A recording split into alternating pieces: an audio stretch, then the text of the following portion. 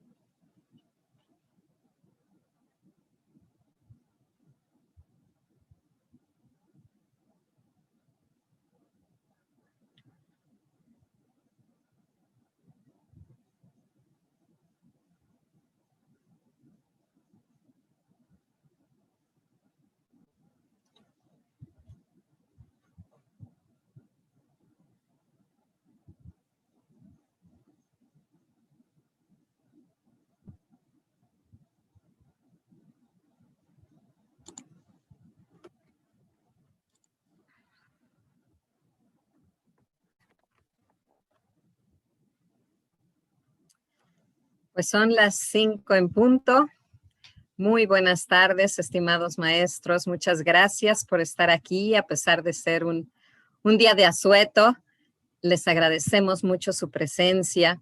Y pues recordando que estamos dentro del marco de las acciones del Sistema de Asesoría y Acompañamiento al Aprendizaje a Distancia a las maestras y maestros de las escuelas de educación básica, pues les damos la más cordial bienvenida a nombre de la Secretaría de Educación Pública, a través de la Subsecretaría de Educación Básica y en colaboración con Educación con Rumbo, Club Educadores por la Excelencia y Suma por la Educación, pues les deseamos que estén ustedes muy bien.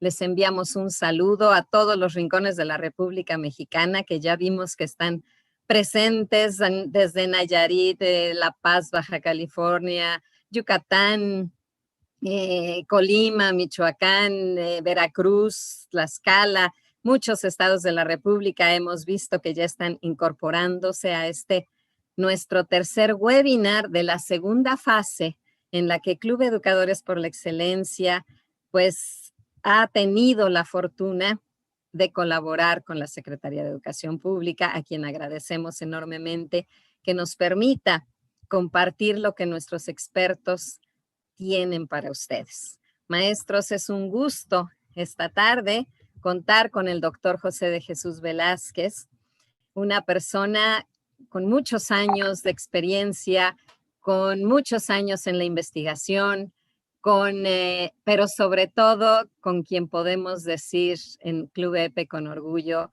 contamos con él cada vez que lo necesitamos. Y quiero platicarles un poquito de quién es el doctor, ¿sí? José de Jesús Velázquez es maestro en educación con intervención en la práctica educativa, doctor en desarrollo de competencias educativas, autor de 25 libros sobre metodologías innovadoras para el aprendizaje, participante en la Universidad de Turku en Finlandia en el programa de inmersión pedagógica para líderes educativos, certificado como profesor para impartir clases en ambientes virtuales de aprendizaje, creador del proyecto Hiperlibros, reinventando la lectura en la sociedad del conocimiento. Fue maestro frente a grupo en todos los niveles educativos durante 28 años. Actualmente se desempeña como director de proyectos especiales en el Centro de Investigación Educativa y Capacitación Institucional, CIESI. Es también director general de Frobel Educación, Editores S.A.D.C.B. Y seguramente también es una persona muy conocida por todos ustedes porque él recorre la República Mexicana junto con nuestra invitada del lunes pasado, Patricia Frola, pues para compartir con todos los maestros lo que ellos van construyendo en favor de la educación. Doctor Jesús, muchísimas gracias por estar con nosotros, por haber aceptado nuestra invitación. Y les recuerdo que este es un webinar introductorio a un curso que tenemos ya montado en la plataforma de Club Educadores por la Excelencia. Bienvenido, Jesús, y no te robo más tiempo. Adelante. Sí, muchas gracias, Gina, por la presentación. Gracias por la invitación a Club EPE, Educadores por la Excelencia, una institución a la que apreciamos mucho, queremos mucho y tenemos lazos profesionales muy, muy profundos. Un agradecimiento igual a la Secretaría de Educación Pública, a la Subsecretaría de Educación Básica. Y bueno, el día de hoy vamos a hablar de estrategias didácticas para el aprendizaje situacional. Este tema, desde que acordamos con Club EPE de hacerlo, de cargar este curso en la plataforma de Club EPE, desde donde está ofreciendo a quien lo requiera, me ha emocionado mucho por las posibilidades que se abren a raíz de la situación actual, que desde mi punto de vista nos ha traído en el área educativa oportunidades que no podemos desaprovechar y que seguramente son situaciones que llegaron para quedarse. Hay formas de trabajo que hacía tiempo estaban tocando la puerta y no les abríamos, pero que todas las condiciones estaban justamente para poder aplicarse e innovar en educación. Uno de estas formas de trabajo, una de las metodologías que son necesarias en la vida actual porque así aprenden los chicos de hoy, son justamente estas que pertenecen al aprendizaje situacional. Empiezo aclarando primero por qué situacional y no situado como lo hemos escuchado muchas veces. Bueno, en diferentes fuentes hemos visto la traducción que se hace de metodologías, de tendencias, y esta tendencia hay autores que la manejan como aprendizaje situado, hay quienes la manejan como aprendizaje situacional. A mí en lo personal y en el grupo de investigación del Centro de Investigación Educativa y Capacitación Institucional, eh, acordamos, hicimos la conclusión de que le llamaríamos aprendizaje situacional porque situado nos da idea mucho del lugar o de pasado por el participio con el que termina. Y situacional, en cambio, con el sufijo al, significa relativo a una situación. Entonces lo hemos difundido como aprendizaje situacional, es decir, aprendizaje relativo a situaciones, enfatizando en las situaciones. Para ser muy concreto y tratar de abarcar lo más que se pueda en la temática para que nos llevemos mucho de lo que podamos abarcar en este tiempo que es un tanto limitado, pero trataremos de redondear el tema. El aprendizaje situacional partiría de una pregunta para poder decidir su implementación. Es decir, tendríamos que seguir pensando, como muchos lo hemos hecho y lo seguimos haciendo, de que lo que se enseña en la escuela debe ser útil a las personas que aprenden para aplicarlo en la vida, ¿sí? O debemos llevar la vida a la escuela.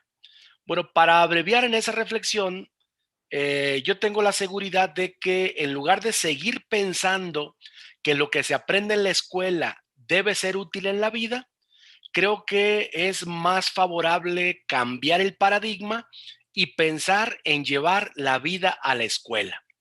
Una de las premisas básicas del aprendizaje situacional es ese.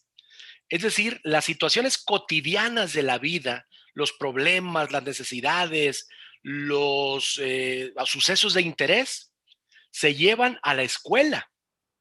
¿Por qué razón no es tan operativo, no es tan conveniente ni tan recomendable seguir pensando que lo que se aprende en la vida debe ser aplicable lo que se aprende en la escuela debe ser aplicable en la vida? Por una simple y sencilla razón. La vida va mucho más rápido que la capacidad de la escuela para renovarse, para cambiar sus contenidos, para modificar la currícula. ¿Sí? Es decir, la vida va mucho más rápida. Entonces, si quisiéramos aplicar lo que se aprende en la escuela en la vida, pues la escuela por lo menos tendría que ir al mismo ritmo que va la vida, y eso cada vez se está haciendo imposible porque los cambios son vertiginosos. Entonces, una premisa, repito, del aprendizaje situacional es llevar la vida a la escuela.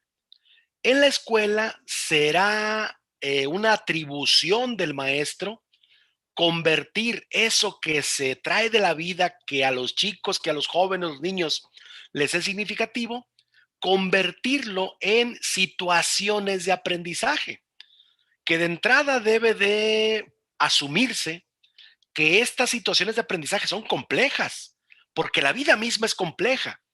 Entonces, esa complejidad debe abordarse desde el diseño que realiza el docente.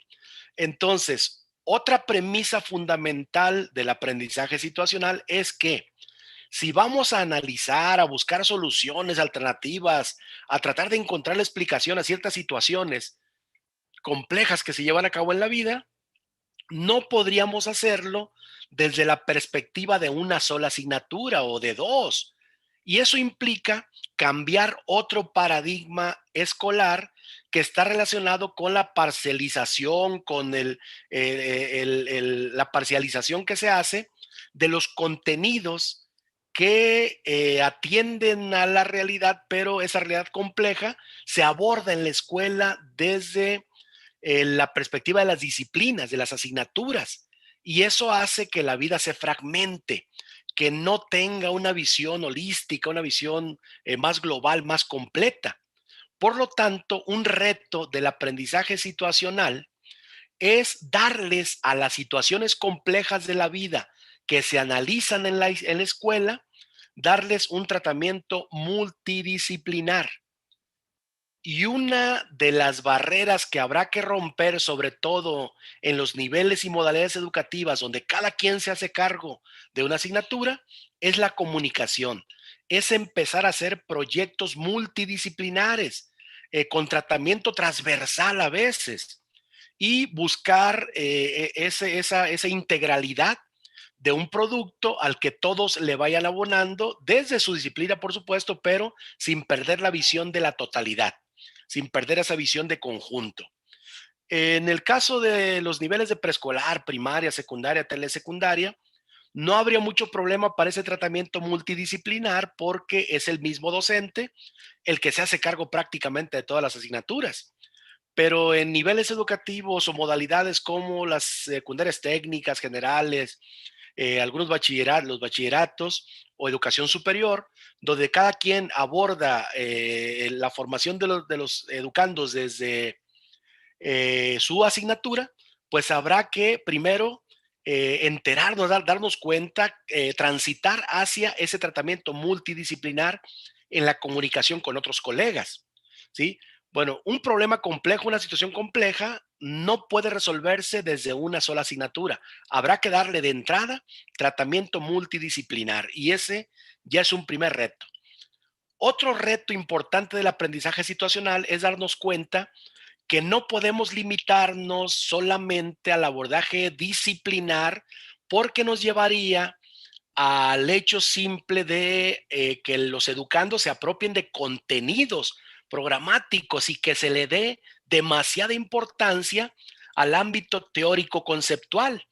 Y el ámbito teórico conceptual, el apropiarnos de contenidos, de conocimientos, nos lleva en el mejor de los casos a tener una visión metacognitiva. Pero esa metacognición no es suficiente. Habrá que trabajar también sobre la parte procedimental, inculcar a partir del análisis de problemas, situaciones, necesidades que requieren solución, habrá que promover una visión heurística, es decir, buscar soluciones creativas. La heurística es la ciencia del método, la que nos lleva a buscar los cómo, a buscar caminos, a idear, a echar mano de la creatividad para buscar la solución de los problemas. Y esta visión todavía está en un proceso de construcción en lo que no se ha avanzado mucho. Es decir, históricamente, en las escuelas hemos llenado cabezas, hemos impartido conocimientos, hemos abonado, le hemos apostado a lo disciplinar, pero pocas veces se le da un tratamiento metodológico, me refiero, para desarrollar esa visión heurística, que las personas, los educandos, aprendan los procedimientos, los cómo, los métodos, el paso a paso, para poder encontrar soluciones creativas fundamentadas, por supuesto. Otro elemento importantísimo que habrá que promover y que de hecho se aborda desde el aprendizaje situacional es el plano axiológico, el plano valoral. Es decir, si yo quiero abonarle a la integralidad de la formación de los sujetos, pues tendré que buscar metodologías que permitan que se apropien de los contenidos teórico-conceptuales, pero que también se hagan de los procedimientos, sean expertos en los cómo, en métodos, en construcciones para encontrar respuestas. Pero también habrá que abonarle al plano axiológico, valoral, para que tengamos estudiantes que, además de que tengan conocimiento pleno, metacognitivo en su formación, pues también tengan respuestas a partir de lo procedimental, pero también que actúen con valores, con actitudes, ¿sí? Y promover a través de la metodología el respeto, la responsabilidad, la tolerancia, la libertad, los valores, porque la axiología es eso, es la teoría del valor, de lo que se considera valioso. Si yo quiero verdaderamente abonarle a los tres planos, pues debería tener como una de las metas intermedias la formación de conciencia. Y la escuela debe ser formadora de conciencia social en las personas. Y esa conciencia social, pues solamente se va a lograr cuando desde la escuela, desde la formación, desde las acciones intencionadas que tiene la educación formal, pues le abonemos a la visión metacognitiva, a la visión heurística y al plano axiológico valoral. Porque si quiero desarrollar conciencia, necesito la conjunción de los tres elementos. Y de esa forma, la escuela se convertiría en semillero de personas con una sólida conciencia social, porque es cuando se es consciente de un problema, cuando podemos, ahora sí, pasar al plano de la acción transformadora, la acción que incide en los problemas para solucionarlos o por lo menos para atenuar sus consecuencias, ¿sí?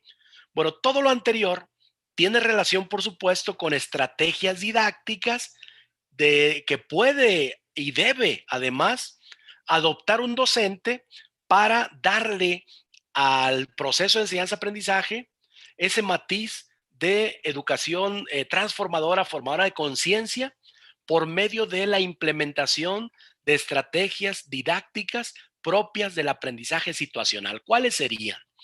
Miren, todo lo anterior que acabo de explicar lo resumo en el siguiente esquema. Es decir, ¿qué debería de estar haciendo la escuela?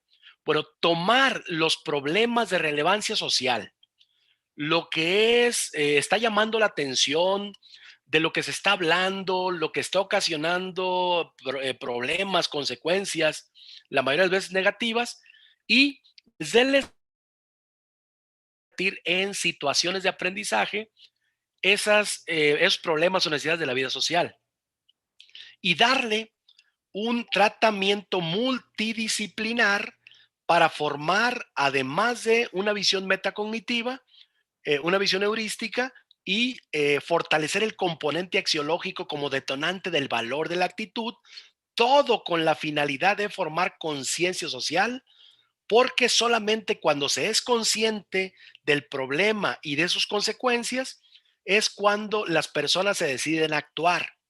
Y es la acción y nada más que la acción, primero en el plano individual, luego en el plano colectivo, la que va a incidir en la solución o por lo menos en atenuar las consecuencias de los problemas de relevancia social que todos los días estamos viendo y que no encuentran solución, al menos no sistemáticamente a partir de la formación de la ciudadanía en las instituciones educativas.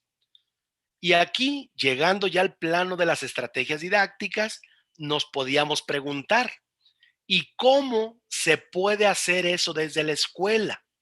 ¿Cómo un docente, cómo un colectivo escolar le podría darle ese tratamiento, podría hacia la formación de la conciencia a partir de los programas educativos, a partir de los contenidos que están en nuestros programas con la forma de aprendizajes esperados o de competencias disciplinares, competencias genéricas específicas?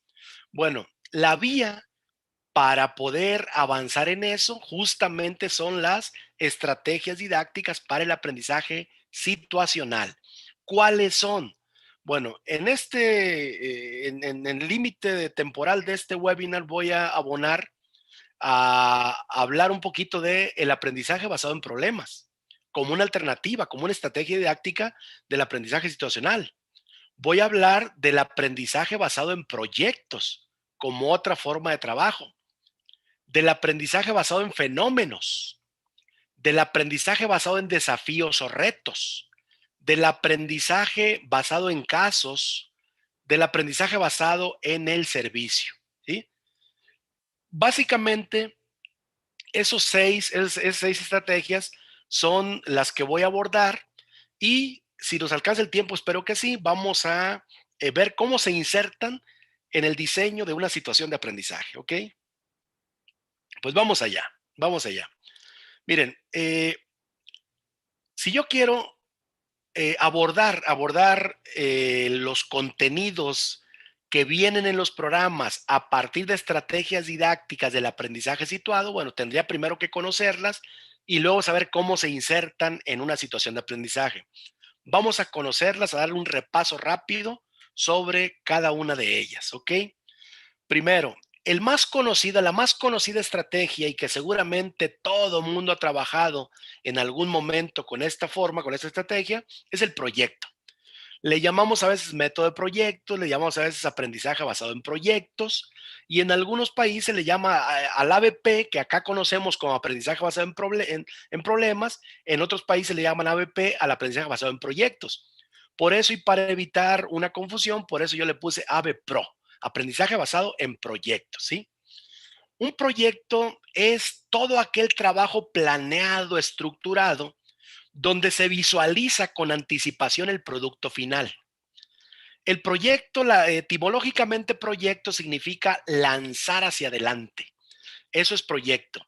Y entre los rasgos distintivos que tiene el proyecto es que los estudiantes participan en la toma de decisiones sobre lo que se va a trabajar. Adicionalmente, todo proyecto tiene un cronograma o tiene un plan de trabajo donde se enlistan las acciones, los tiempos, recursos responsables, el seguimiento y la evaluación de lo que se va a llevar a cabo, ¿sí? Ese es un proyecto y es el de los más conocidos, tan antiguo, bueno, que desde 1901 Kilpatrick hablaba de ello. Y las fases de este proyecto no han cambiado en lo sustancial, es decir, hablamos de 4 fases. Un proyecto tiene una planeación primero, ¿sí? Y en esa planeación existe primero un diagnóstico para conocer el problema, la necesidad de lo que se va a hablar, de lo que se va a trabajar, ¿sí?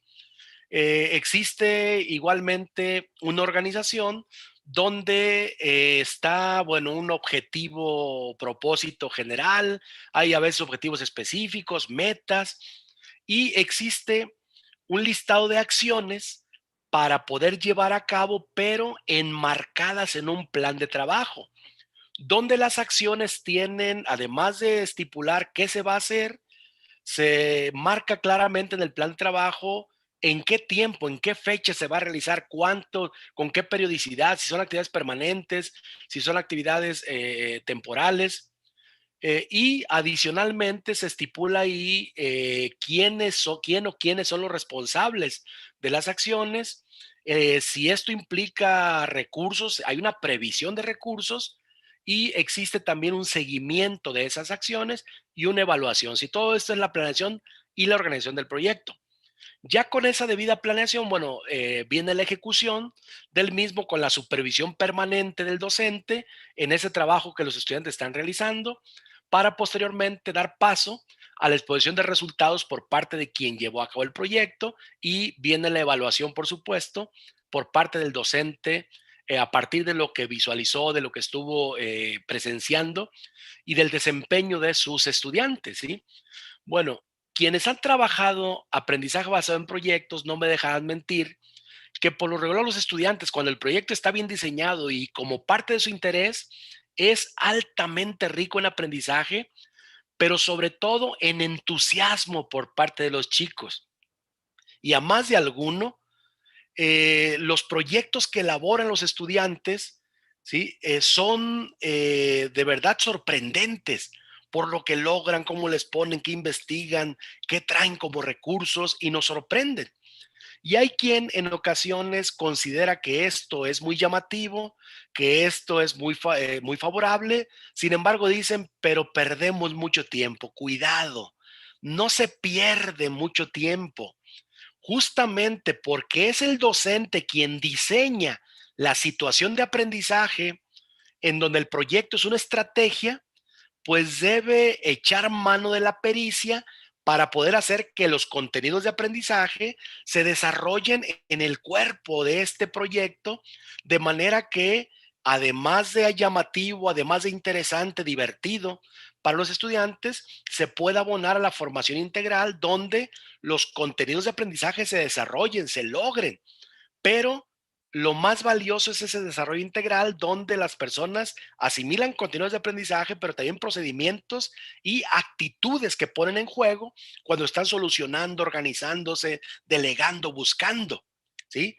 Entonces, es una de las alternativas del aprendizaje situacional. Otra es el ABP, aprendizaje basado en problemas. Bueno, ¿en qué consiste? Y lo digo de manera muy sucinta, de manera muy breve. Miren, ante un problema, pues tiene que ser un problema que aqueja a la comunidad, que los estudiantes mismos de la escuela que lo van a abordar padecen las consecuencias de ese problema. Después de comentarios de hablar de ese problema, le corresponderá al docente redactar los detalles de ese problema con todos los elementos posibles para suscitar la reflexión, el análisis, la búsqueda, el intercambio de opiniones. Y una vez que tenga esa redacción detallada del problema, forma al grupo en equipos y la primera indicación es el paso número 1, que es pedirles a los estudiantes que lean el problema, que comenten el contenido de la redacción y que traten de entender, de comprender todos lo mismo, que se pongan de acuerdo. Este primer paso favorece, es obvio, la comprensión de la lectura. Adicionalmente, favorece la negociación de significados, porque ante conceptos donde cada quien tiene construcciones diferentes, significados diferentes, se negocian esos significados y se llegan a acuerdos a partir de la lectura y la comprensión del planteamiento que hace el docente, que siempre va a ser un mediador, que siempre va a ser un recurso de apoyo. El segundo paso y la segunda indicación que el docente debería dar a los estudiantes es que hagan un cuadrito, un cuadro de 2 columnas, y en la primera columna redacten lo que conocen de ese problema y en otra columna lo que desconocen de ese problema. Por supuesto, lo que conocen se convierte en materia de estudio de aplicación y lo que no conocen en materia de investigación. Este cuadro de 2 columnas no es otra cosa más que la puerta de entrada a la metacognición, a la conciencia de lo que sé y a la conciencia de lo que ignoro, ¿sí? Es bien interesante este segundo paso. El tercer paso es solicitarles a los estudiantes que participen en una lluvia de ideas aportando posibles soluciones a los problemas. Y este tercer paso tiene una gran relevancia porque cuando algunos estudiantes aportan una solución creativa, habrá quien exprese frases que descalifican la opinión que tiene el estudiante que aporta una posible solución, que a veces parece descabellada o absurda.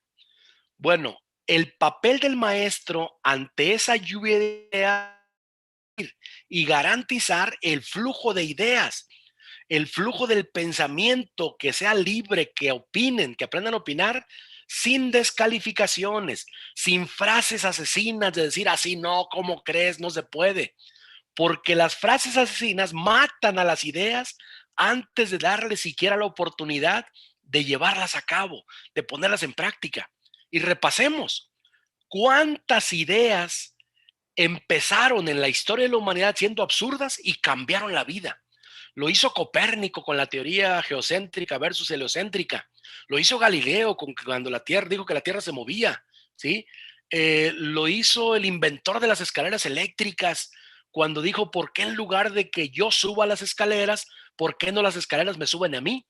¿Sí? Lo hizo Luis Pasteur cuando propuso que una enfermedad podía combatirse con el mismo virus que la ocasionaba e inventó las vacunas. Es decir, a veces esa idea que parece absurda, ¿sí?, que desafía el estado de cosas, probablemente sea ni más ni menos que una idea que va a revolucionar el pensamiento y la vida de la sociedad. Entonces, está en nuestro papel, está en nuestras funciones garantizar esa libertad de pensamiento, ¿sí? El que las personas se expresen, aprendan a expresarse y que no tengan temor a las descalificaciones porque justamente es lo que el maestro regula.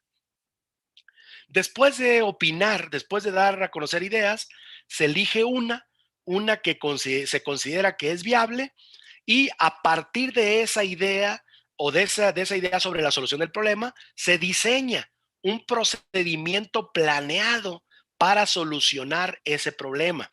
Y ese procedimiento planeado no es otra cosa más que establecer las acciones, el tiempo, los recursos, los responsables, el seguimiento para poder incidir en ese problema. Posteriormente, cuando ya se diseñó el procedimiento de solución, se ejecuta lo planeado y se evalúa posteriormente. Bueno, el ABP, más allá de que nos lleve a la solución de un problema o no, el trayecto es altamente rico en aprendizaje. ¿Sí? Se aprendieron muchísimas cosas más allá de la solución del problema. ¿Sí? Entonces, el proceso es muy rico en esta alternativa. Otra alternativa también muy recomendable es trabajar con casos. El aprendizaje basado en casos, método de caso. Un caso es un tanto similar al problema, pero el caso se compone de una historia, de una narrativa congruente, organizada, en donde se involucra a las personas que lo analizan, no nada más intelectualmente, porque sí tiene elementos de discusión que requieren de tratamiento intelectual, pero el caso tiene básicamente la finalidad de involucrar afectivamente a los estudiantes para llevarlos al plano de asumir postura, de tomar decisiones. El caso se redacta así con una introducción que engancha al lector por la situación que se plantea. Hay una sección breve donde se expone el contexto en donde se lleva a cabo y el cuerpo del caso en sí se puede subdividir en subsecciones para poder facilitar su comprensión y la lectura del mismo, ¿sí? Y adicionalmente, bueno, pudieran incluirse también en apéndices, notas al pie, anexos que ayuden a entender el caso. Ante cualquier situación que se discuta con el método de caso, cualquier situación que se discuta, siempre vamos a tener frente a nosotros puntos de vista diferentes.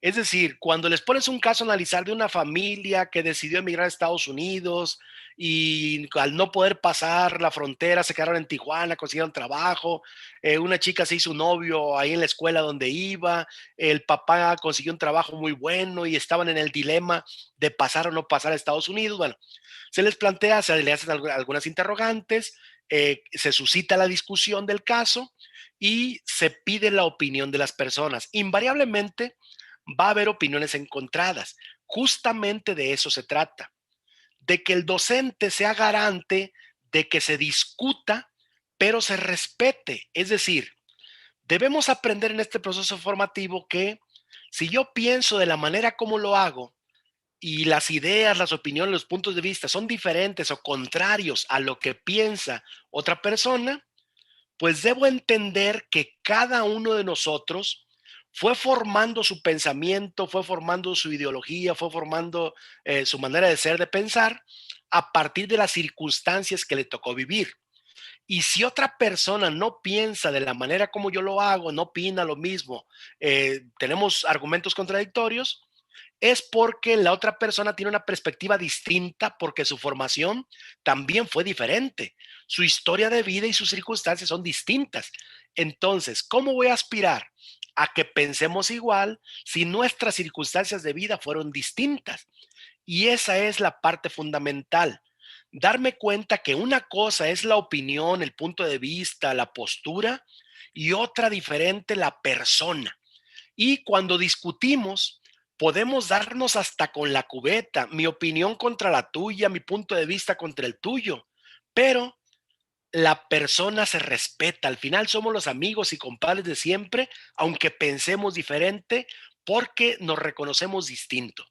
Es decir, aprendemos a discutir, aprendemos a realizar confrontaciones de ideas, de opiniones, de puntos de vista, pero no de personas, sin enojarnos. Imagínense llegar a lo que decía Voltaire en la Revolución Francesa. Podré no estar de acuerdo en lo que opinas, pero voy a defender hasta con mi vida el derecho que tienes de decirlo. ¿Sí? De eso se trata y eso es altamente rico en la formación de conciencia y en la convivencia en una sociedad. Eh,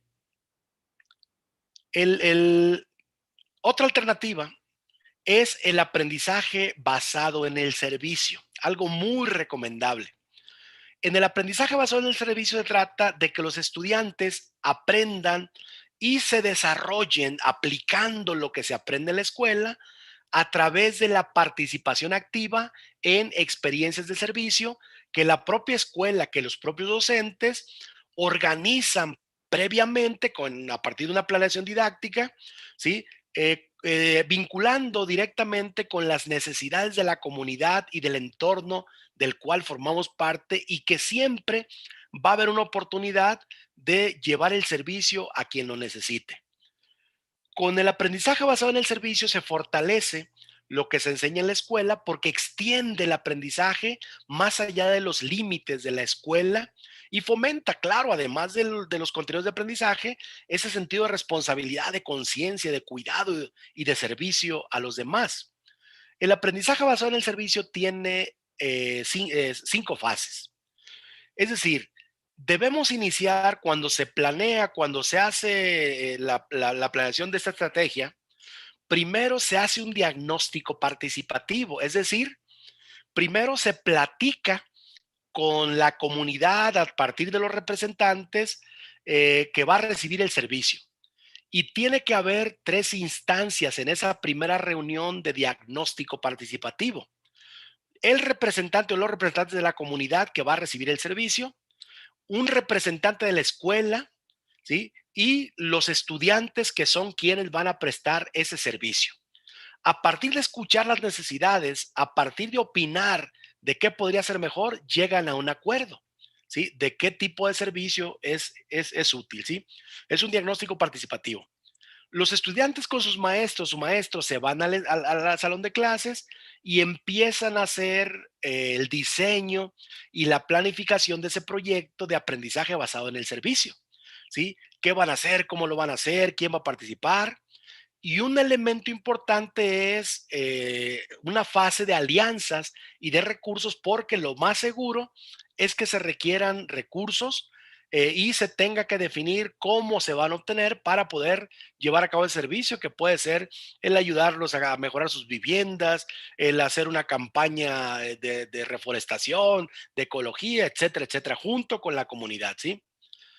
Viene después la fase de implementación y gestión del proyecto, que ya es la puesta en práctica, y vendrá posteriormente una fase de evaluación y sistematización.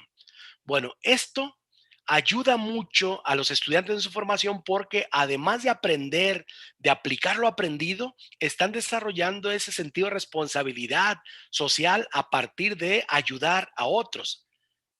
Aclaración importante, no es dádiva, no es caridad. El servicio se realiza con la comunidad en vez de para los miembros de la comunidad, ¿sí? Y lo obvio, los participantes de la comunidad que son receptores del servicio, pues se benefician directamente con eso, pero también los estudiantes se benefician con la adquisición de conocimientos, habilidades, actitudes, ¿sí? Que son de suma importancia en su formación integral. Es una muy buena alternativa el aprendizaje basado en el servicio. Otra alternativa es el aprendizaje basado en desafíos o retos. Originalmente, este aprendizaje basado en desafíos se le atribuye a la empresa Apple, que fue quien dicen que lo creó, ¿sí? En inglés se le conoce como CBL, Challenger Based Learning, y básicamente el aprendizaje basado en desafíos es un tanto complejo para los alcances de la escuela porque implica también hacer un diagnóstico, poner un reto, hacer ciertas preguntas guía, poner tiempo límite, recursos y demás. Pero para simplificar este aprendizaje basado en desafíos o retos, desde la experimentación, desde la práctica, hemos hecho 4 requisitos, 4 pasos para poder convertir prácticamente cualquier construcción social, cualquier situación a abordar por parte de los alumnos en la prevención del maestro, los alumnos se involucren y participen en retos. Es decir, quieres que los alumnos se emocionen, se entusiasmen, participen activamente, muy motivados, que no sientan que el tiempo pasa, cumplamos con los siguientes 4 requisitos. Si los vas a poner a hacer una maqueta, componer una canción, a realizar una dramatización como reto, como desafío, mira, garantiza que tus estudiantes hayan recibido lo siguiente. Número 1, que sepan claramente qué van a hacer. Claridad en la tarea, ¿sí?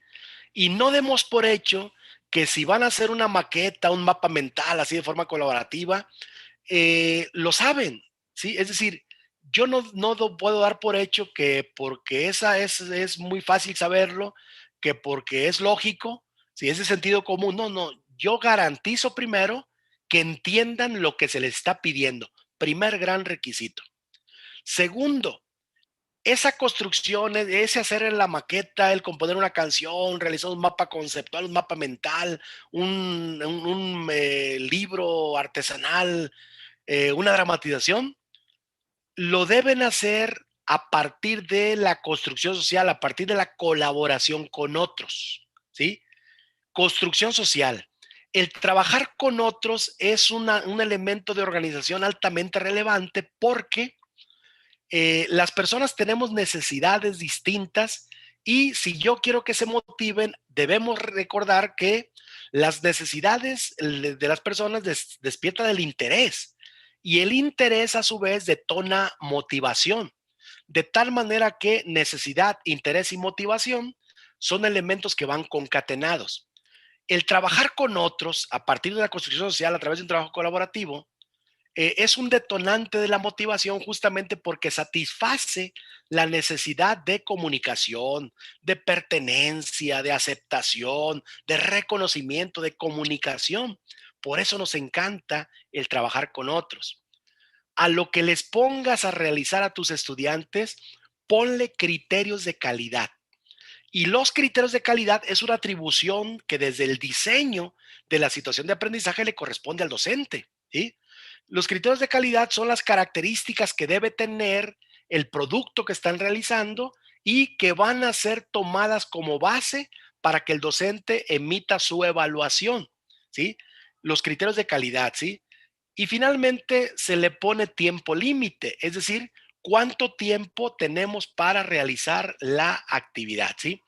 Y cuando lo que les pongo a hacer a mis estudiantes, una maqueta, un programa de radio, un noticiero de televisión, un video, un tutorial en video, tiene estos 4 elementos: claridad en la tarea, construcción social, criterios de calidad y tiempo límite, se convierte, no lo duden, en una actividad retadora.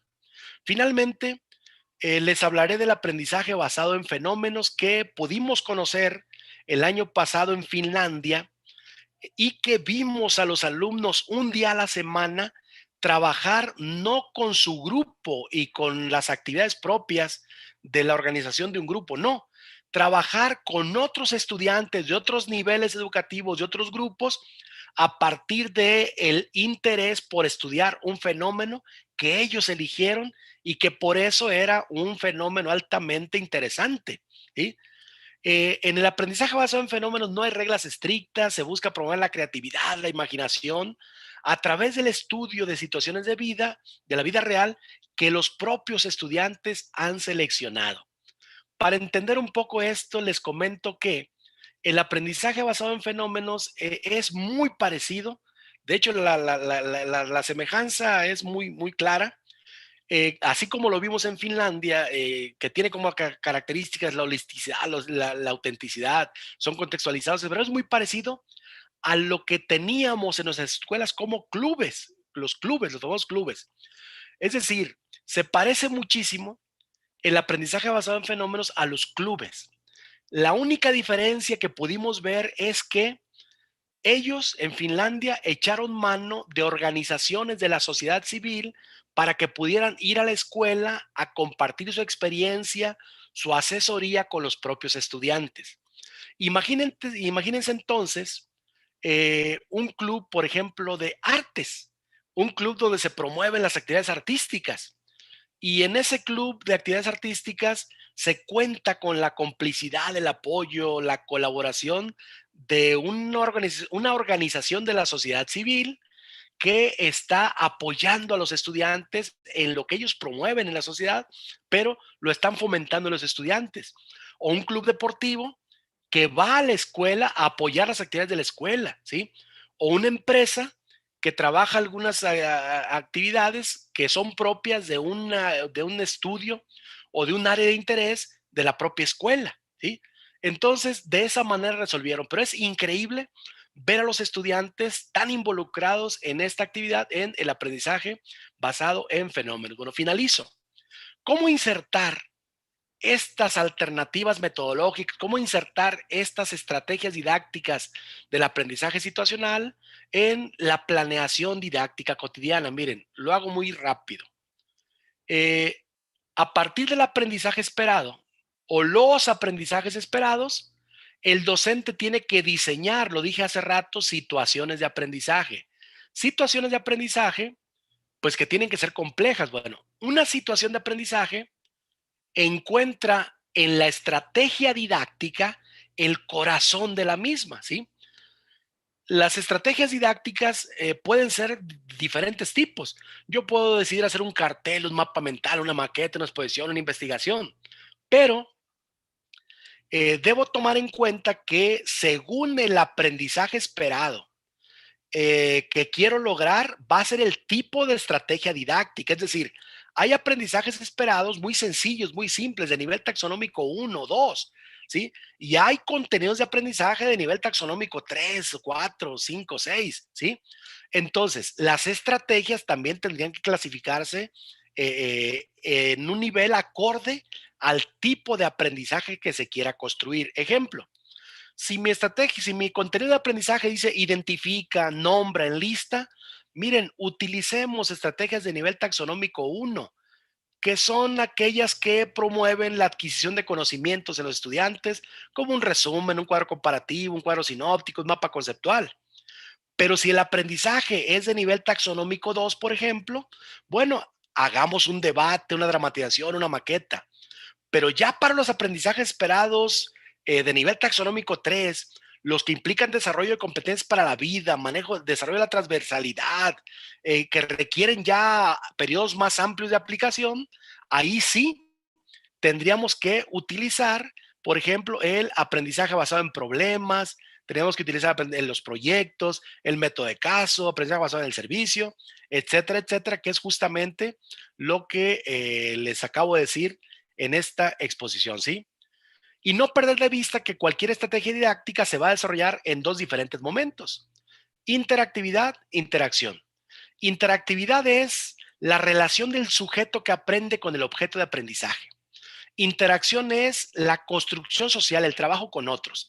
Es decir, si mis estudiantes van a hacer un proyecto, por ejemplo, la Feria de las Ciencias, o van a hacer una maqueta de la reproducción celular, pues primero tienen que hacerse expertos en el tema a través de las actividades, estrategias técnicas en las cuales el docente es experto. Esta es la interactividad, ¿sí? Relación del sujeto que aprende con el objeto de aprendizaje. Y ya cuando sean expertos en el tema, que tengan los conocimientos, entonces nos reunimos con otros y junto con los otros, pues hacemos esa construcción social, esa actividad retadora, que nos va a permitir ya en conjunto intercambiar ideas, tomar acuerdos, tomar decisiones, confrontar puntos de vista, discutir, delegar funciones, resolver problemas, echar mano de lo que tenemos en el entorno. Y eso no es otra cosa más que desarrollar competencias para la vida, para aprender a resolver problemas de la vida, ¿sí?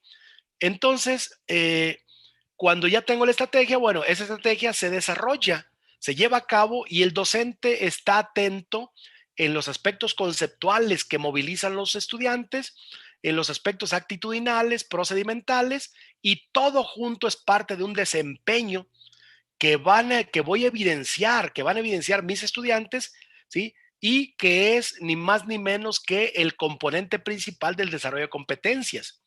Y con los criterios de calidad que previamente establecí para el desarrollo de la actividad, yo hago mis indicadores de evaluación para enfocarme en ese desempeño de mis estudiantes, toda una organización para poder llevar a cabo a los estudiantes a un desarrollo integral, ¿sí?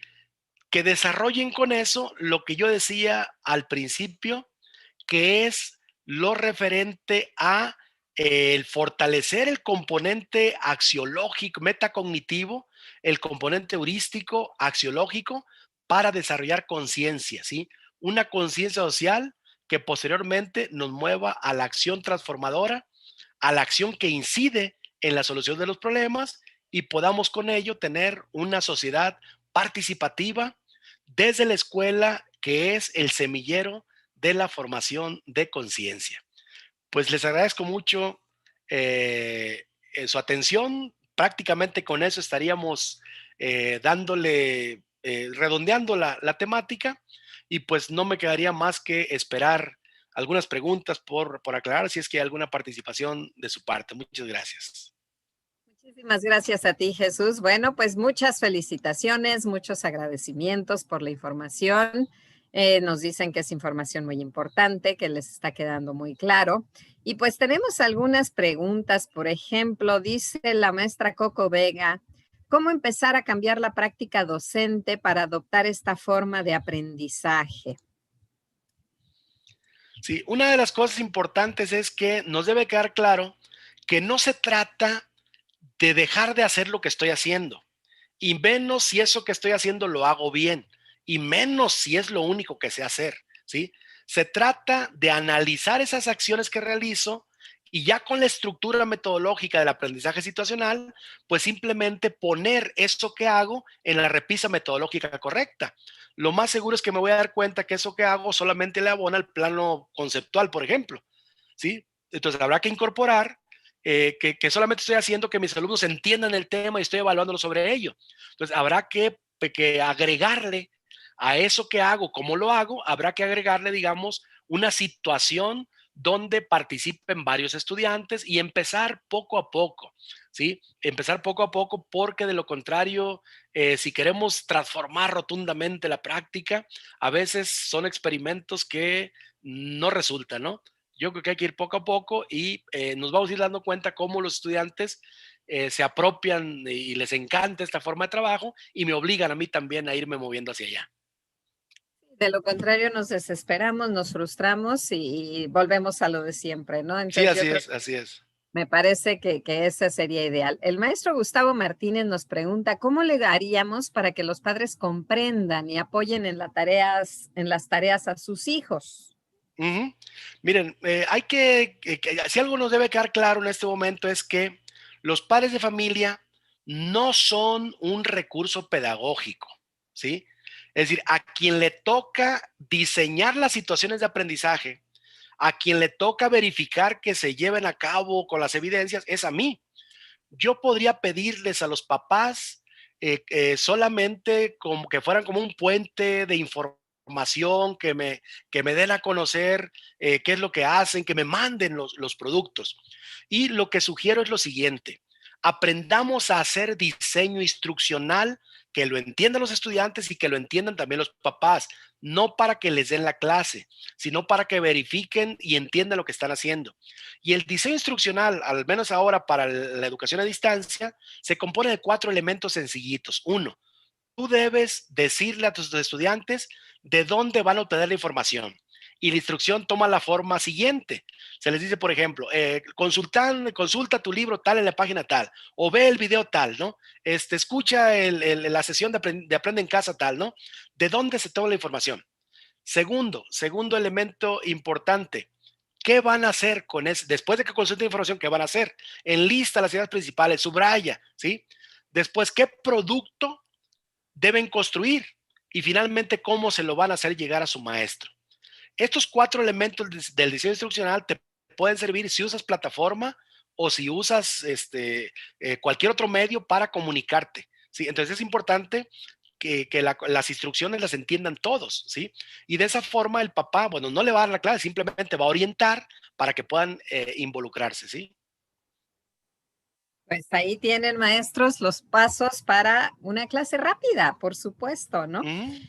María del Carmen Romero nos dice, súper interesante y me sería más significativo si los pudiera presentar con un ejemplo. ¿Qué hay de nuestro curso? Ah, claro, claro. Miren, justamente lo que incluimos en la plataforma de Club EPE para poder para que este curso fuera muy significativo, fueron ejemplos de docentes recopilados, sistematizados para poder entenderlos. Les pongo un ejemplo rapidísimo. En aprendizaje basado en problemas, por ejemplo, tomamos el caso de una escuela en donde los estudiantes se involucraron en el ahorro de energía eléctrica de su comunidad. Un verdadero problema en una zona calurosa donde había exceso consumo de energía eléctrica y donde los estudiantes lo tomaron el problema como suyo, realizaron prácticamente todo lo necesario para poder incidir en la solución de ese problema y lo lograron. Y es un caso documentado, real, reciente.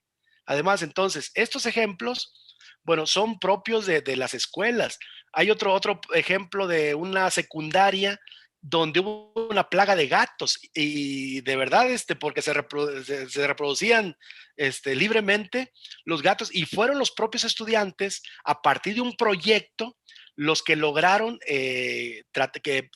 controlar esa población de gatos, no matándolos, no durmiéndolos como proponía alguien, no, realizando acciones primero para cuidarlos, protegerlos, darlos en adopción, esterilizarlos, ¿sí? Hacer actividades para conseguir los alimentos. Y con ello, bueno, formamos personas conscientes, respetuosos de la vida, que cuidan los animales y que además aprenden que hay procedimientos para poder solucionar cualquier problema, ¿sí? Esa es la parte heurística. Así es. Y además a la vez que van leyendo, haciendo cálculos, así que las matemáticas, las ciencias, el español, todo está involucrado en este tipo de estrategias, ¿no? Que podríamos llamar holísticas. Dice Exacto. Celia Salvador Chávez. ¿Cómo reconocer los niveles taxonómicos en los aprendizajes? Me imagino que en los aprendizajes esperados. Sí, sí, los aprendizajes esperados básicamente bueno, siguen basándose en la taxonomía de Bloom y es muy fácil teclear taxonomía de Bloom y Bloom propone 6 niveles taxonómicos, 3 del pensamiento simple, 3 del pensamiento complejo. Los 3 del pensamiento simple son conocimiento, comprensión y aplicación. Los de nivel 1, que son de conocimiento, se identifican por los verbos operativos, verbos que tienen un nivel como identifica, que es muy común en los programas. Identifica, bueno, ¿qué te está pidiendo? Que sepa qué es, dónde está, ¿sí? Entonces, para un aprendizaje de nivel taxonómico 1, las estrategias didácticas pues, también deben ser de nivel taxonómico bajo. Si te pide identifica, bueno, que en un dibujo, después de la explicación, que te diga cuáles son los elementos que lo componen y ya identificó. O sea, no necesita hacer un proyecto, un método de caso para que identifique, ¿no? Pero ya cuando el nivel taxonómico 2 es comprensión. Y los verbos con que se pueden identificar los de nivel taxonómico 2 son explica, confronta, compara, define, interpreta. ¿Sí? Son verbos que vienen ahí y que implican un nivel de análisis primario, pero que ya la persona pone en juego conceptos para poder hacer deducciones sencillas primero. El nivel taxonómico 3 es aplicación y los verbos son realiza, utiliza, resuelve, ¿sí? Que implican ya poner en práctica lo aprendido. Y es importante que darnos cuenta que para poder aplicar habrá que comprender y conocer. ¿Sí? Entonces, si yo quiero diseñar situaciones de aprendizaje, pues elijo los aprendizajes de nivel taxonómico más alto, diseño con ellos un proyecto, un problema, un caso, y jalo a partir de la ejecución y la búsqueda de información y la confrontación de ideas los aprendizajes esperados de nivel taxonómico más bajo. Recordemos que el docente es un diseñador de situaciones de aprendizaje y es él con su dominio, con su área de experiencia, el que debe de dar las soluciones a esa estructura que debe tener una situación de aprendizaje, ¿sí? Porque el diseño implica creatividad, el diseño implica sello personal, el diseño implica iniciativa, ¿sí? Y le toca al docente. Algo decimos que educar es un arte. Y pues para Totalmente. hacer arte, pues hay que ser creativos, ¿no? Así es. Pues bueno, ya estamos por concluir. Queremos agradecer a Jesús el que haya aceptado nuestra invitación. Y me gustaría concluir con dos comentarios, Jesús, el maestro Raimundo Ramos. Bueno, primero la maestra Elvira Olvera nos dice, claro, preciso y específico. Gracias, me gustó mucho. Creo que con eso cierra pues lo que los maestros están sintiendo. Y alguien más, Raimundo Ramos, ¿por qué no tenemos un secretario de educación con este currículo? Las cosas serían muy diferentes. Así que bueno, pues ya vete pensando en la postulación, Jesús. Muy bien. Me parece que nos está llegando una última. Vamos a Muy bien, muy bien. considerar de la maestra Nilvia Margarita Lizama Guerrero. ¿Cómo saber más a fondo sobre los procesos de evaluación para estas situaciones de aprendizaje? Maestra Nilvia, pues los estamos invitando al curso que tiene el mismo nombre precisamente de este webinar. Recuerden que los webinars son introductorios. Si quieren ustedes profundizar en la plataforma de Club EPE, tecleando clubepe.com, van a encontrar el curso diseñado precisamente por el doctor Jesús Velázquez para ustedes, para profundizar en cada una de estas estrategias, ver ejemplos y ver cómo se evalúa cada una de estas estrategias. Pero, sin embargo, le pregunto al doctor Jesús, ¿qué más van a encontrar ahí? Sí, este curso que diseñamos para poder impartirlo con Club EPE, que además tienen la opción ustedes de contratar inclusive asesoría personalizada en la misma página, pues es precisamente un curso muy práctico, tomado de los ejemplos, por una simple razón. Por ahí en el currículum ustedes pudieron ver que soy creador de los seminarios Prometea. Seminarios Prometea significa producción mediada de textos académicos y formamos un colectivo de docentes que conocen muy bien la realidad de nuestro país para poder estudiar temáticas de vanguardia, de actualidad, tendencias que nos permitieran tener ejemplos, aplicaciones contextualizadas. porque es muy común la queja de decir, es que son modelos extranjeros que se aplican, es que allá funciona, pero acá ¿cómo va a funcionar? Bueno, queremos que funcione, hagámoslo nosotros, hagamos que suceda. Y fue justamente lo que hicimos. Creamos, aplicamos, evaluamos, y lo que está en el curso de la plataforma del Club EPE son esos ejemplos de docentes reales, de escuelas reales, en donde van a encontrar un ejemplo de la Sierra de Oaxaca, pero también un ejemplo de nivel media superior de Ciudad Valles en San Luis Potosí. Cuestiones muy claras, muy concretas, porque esto no es nada más teoría.